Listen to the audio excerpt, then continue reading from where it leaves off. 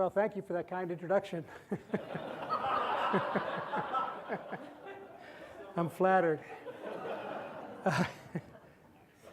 So last week marked my 25th anniversary at Kaplan.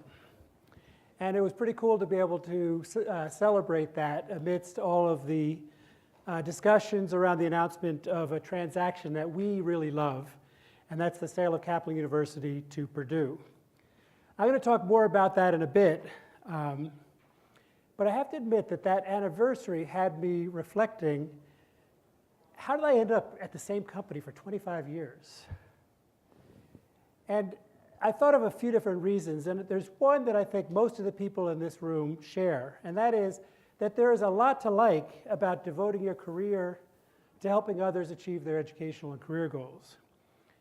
Kaplan University, for example, has 150,000 graduates who are living their lives better for the impact we've had on them. Kaplan Test Prep has helped many millions of people, probably including most of the people in this room, get into the school of their choice and launch their dreams. Kaplan International has helped hundreds of thousands of people around the world get access to a Western education. Kaplan Professional serves almost 100% of Australia's financial services organizations, most of the chartered accountants in the UK, more than 2,000 business-to-business clients here in the United States. We're one of the largest English language training organizations worldwide. We go out, Kaplan does all kinds of things, and that's our story. Everybody in this room has your own story, but for all of us, it's easy to feel good about going to work when your job is to help others succeed. Now, last year for this talk, I spoke about a second reason. I talk about a second reason I've stayed here for 25 years, and that's the people I get to work with. And it's not just the fantastic group of people that I work with at Kaplan today who make my life interesting and exciting every day, almost every day.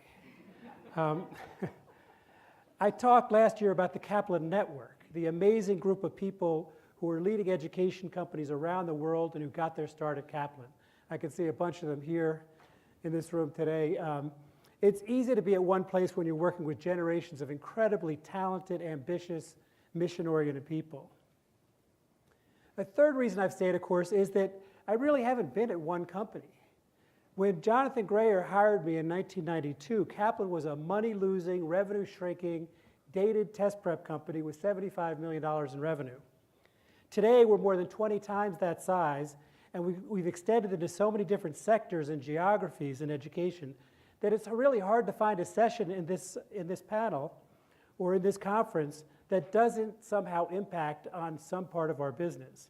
So getting from there to here, including a period where we were larger than we are now, because that was we did have those problems that some of you might have read about in the for-profit college sector. That's been like working for more than a dozen different companies. When really, after Jonathan and I arrived at Kaplan back in the early 1990s, along with some other folks like John Polstein, who now runs Kaplan Test Prep, Greg Marino, who now runs Kaplan Higher and Professional Education, Melissa Mack, our Senior Vice President for Communications and Marketing. We took on this sort of money-losing business, and we thought we were going to change it right away. And we did. In that first year, revenue grew by 1%.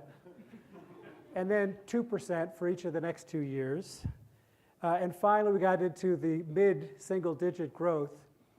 In other words, we weren't really accomplishing much from a financial perspective, and we were losing money that whole time.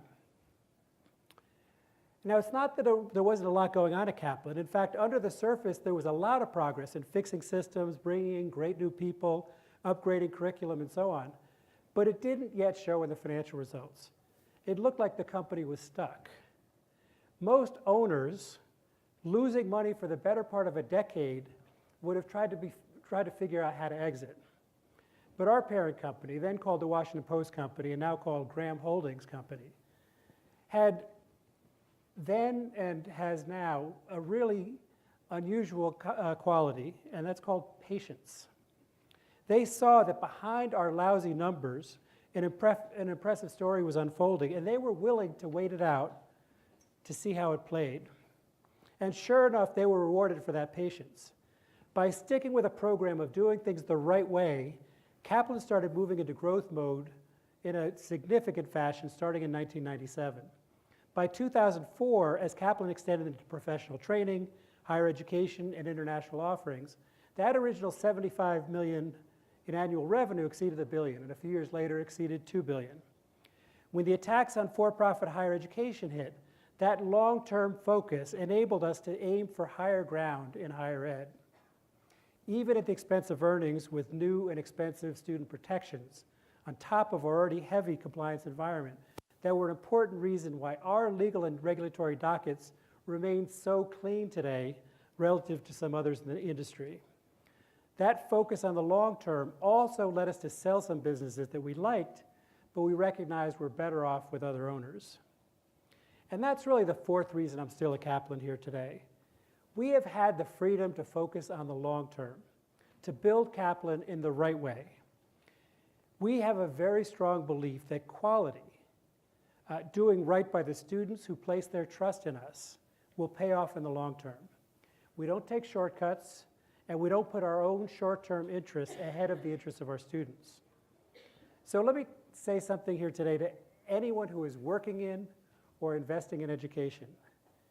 If your company does not have a long-term orientation and a belief that quality will lead to results over the long term, you are in for a bad ending.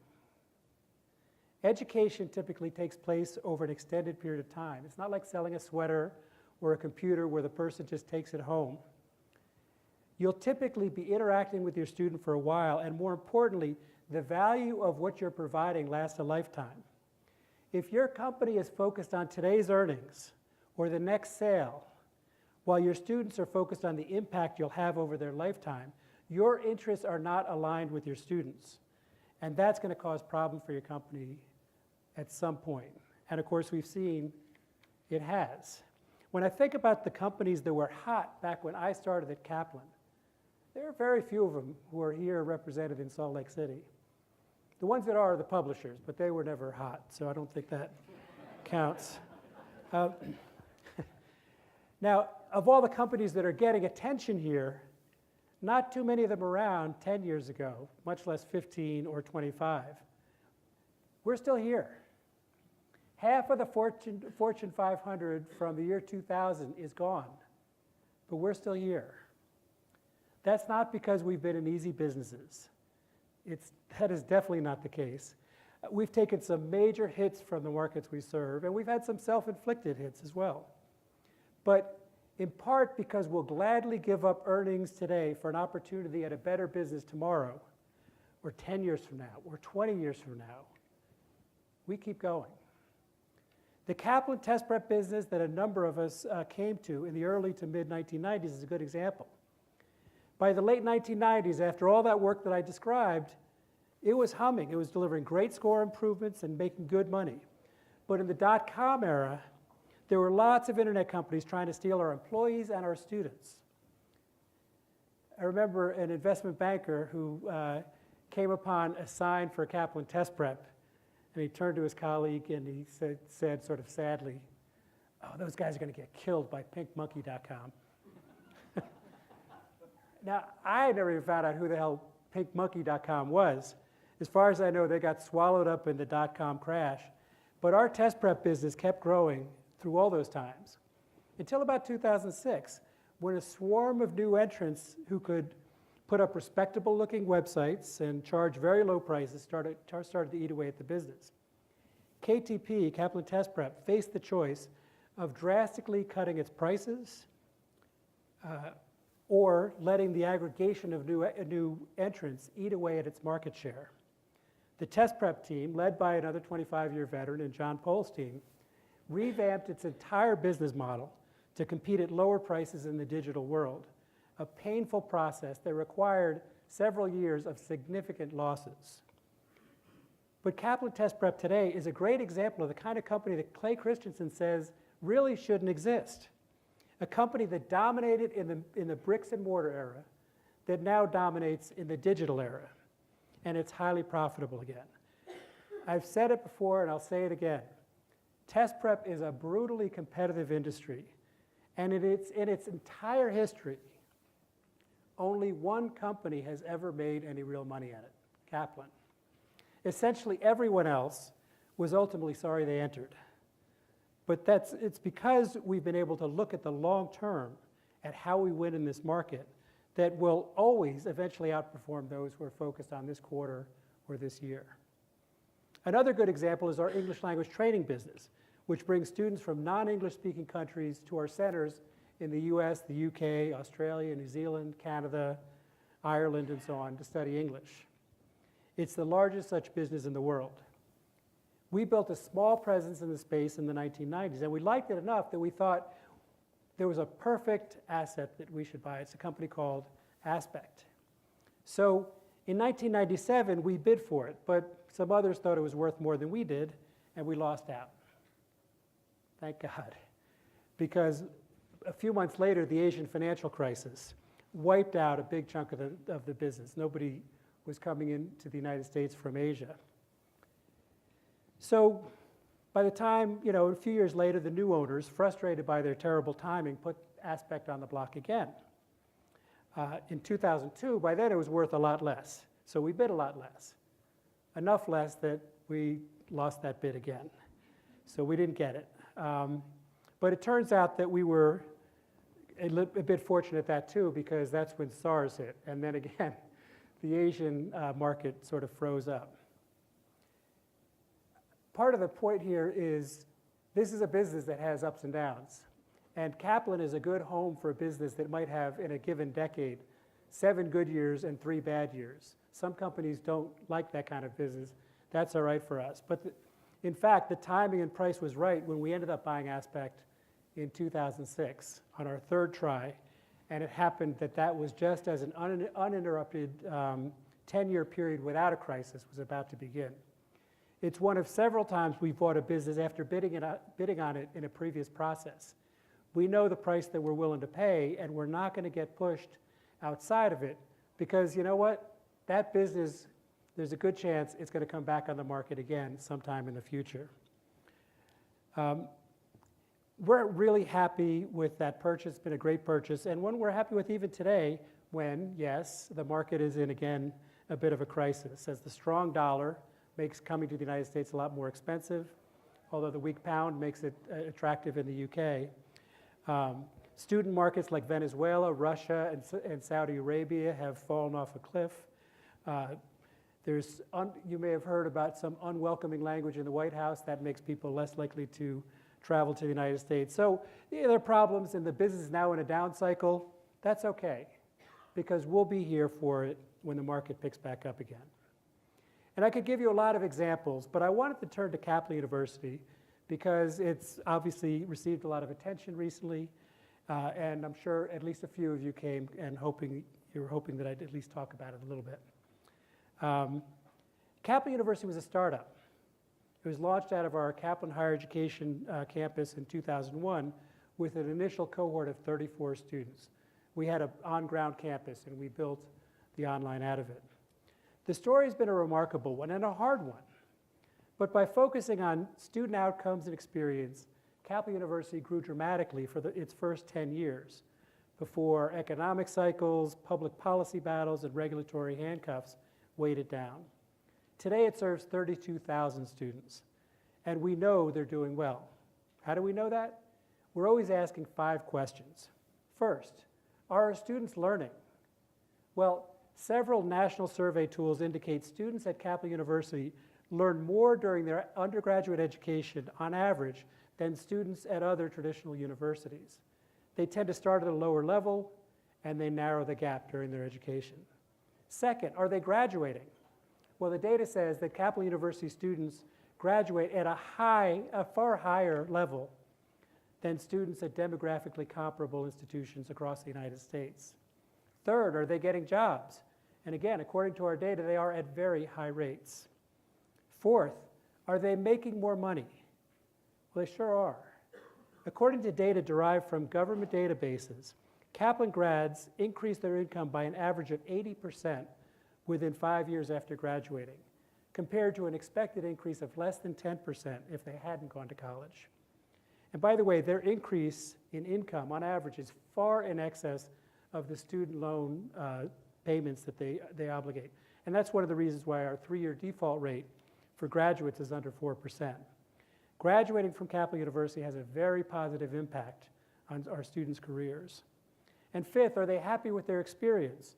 And here our surveys indicate that generally they think their experience was tremendous, personally and professionally. I say all of this because a lot of people were pretty surprised when we announced the week before last that Purdue University is acquiring Kaplan University. Why would we do such a thing? And why would Purdue? Well, I'll start with the second question first. I've said for years, long before we started these conversations, that I think Purdue, better than any university in the country, has managed to balance a true and sincere commitment to the land-grant act and mission with the evolution into becoming an elite university. Even though Purdue is one of our nation's top universities, you can feel on the campus that it is committed to access and the economic and civic empowerment of its community, state, and country. It's something you feel as much or more on the Purdue campus than you do on any campus in the country. Mitch Daniels, the president of Purdue, who along with Michael Crow here at ASU, has among the most finely developed views of what the purpose of a public university should be. And Mitch has led a process at Purdue to explore how the university can reach out to the tens of millions of working adults who need an education but are underserved by our traditional education system. It also was the case that Purdue did not have any students pursuing undergraduate degrees entirely online. Purdue determined that it was important to do these things in order to live up to what it saw as its obligation as a land-grant institution in the 21st century. But it also decided that it wasn't well positioned to build these capabilities itself. So they expressed an interest in acquiring Kaplan University to gain not just these capabilities, but the huge head start of owning an institution serving 32,000 working adults right off the bat. So why Kaplan? Well, I think that's what I've been talking about in this talk. They wanted an institution that has been looking out into the future over the same long-term time frame that they have. Even though Purdue is acquiring Kaplan University, and accordingly, Purdue will run the new institution according to its own standards and will make whatever changes it determines are appropriate to make it comfortable with how the new university runs. It was obviously important to them that the institutional capabilities it was acquiring had a strong, proven record of success and long-term outlook.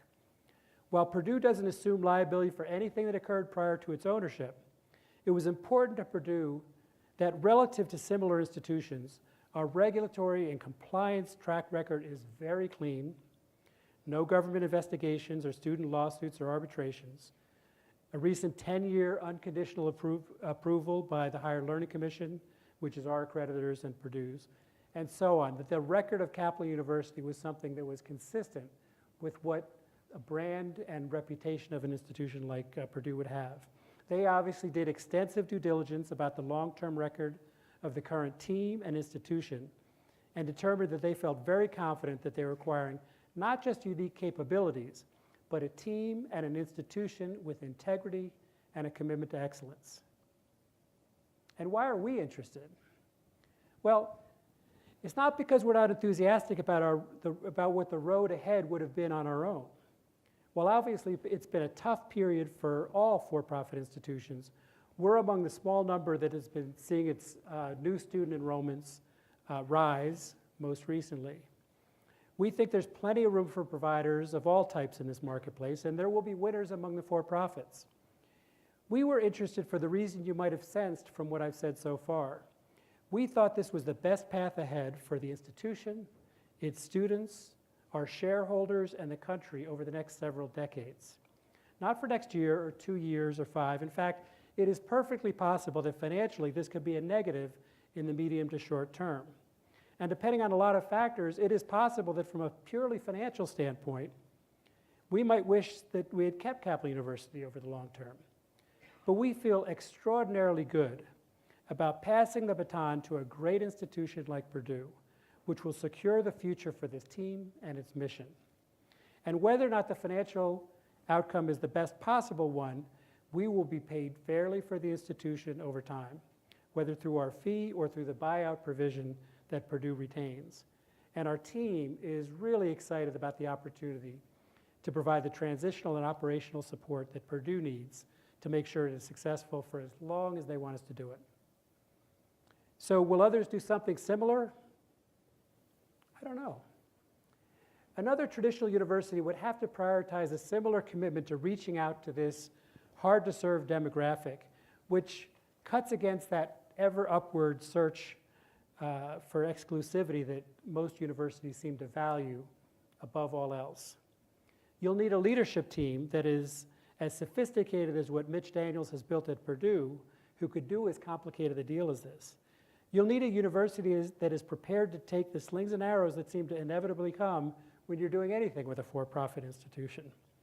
You'll need a university as well as a proprietary institution that is very focused on the long term, not just on the next few years.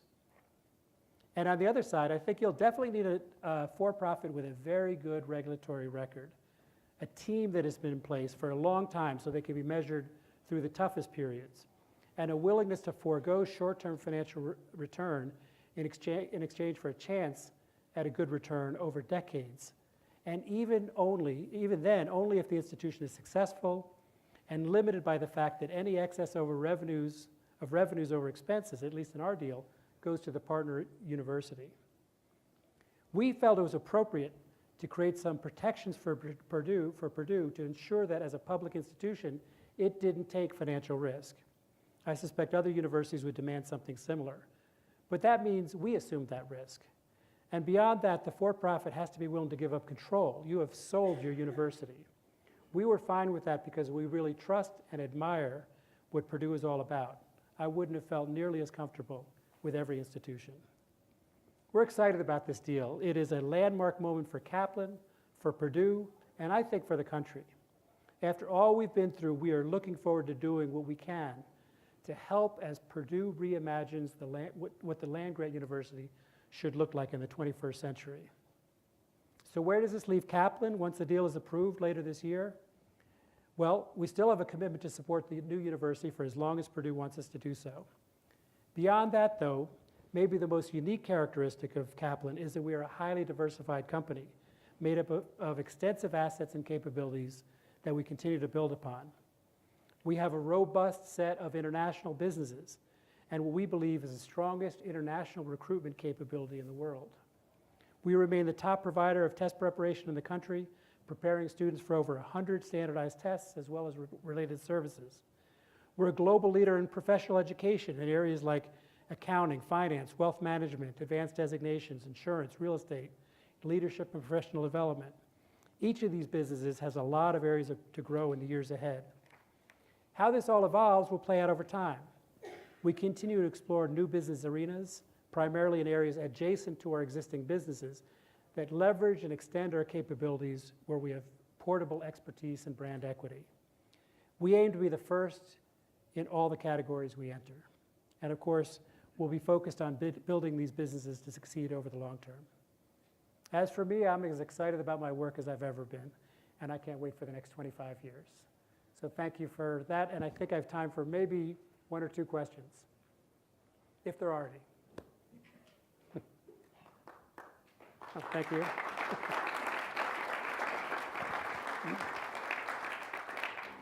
Are there any questions? Yes. What do you expect what is your vision of the future of higher education?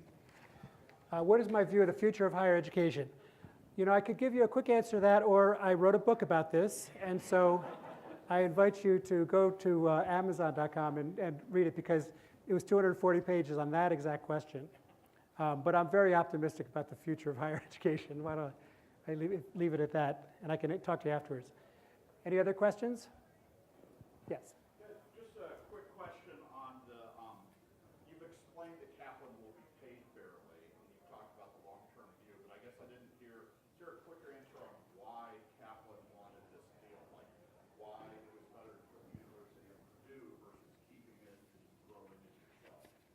Yeah, I mean, as I said, our view is that over the course of the next several decades,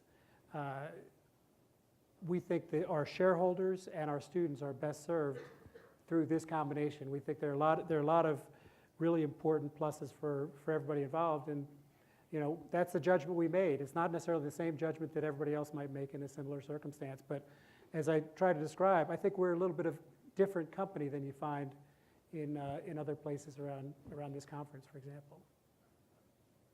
Okay. Yeah. Will Kaplan University continue to be a tax-paying entity in income tax? So the institution will become part of Purdue, and that'll become a public institution and not tax-paying. Kaplan, to the extent that we're paid for whatever services we provide, will continue to pay taxes. Yeah.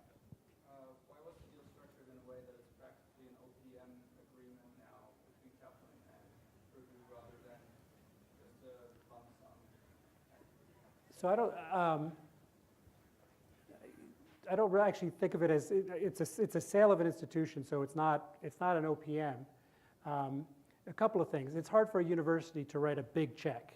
That's not a common thing for a university to do. An acquisition by a public university is fairly unusual. The way Purdue was able to do this was to do it over time and make those payments contingent upon success.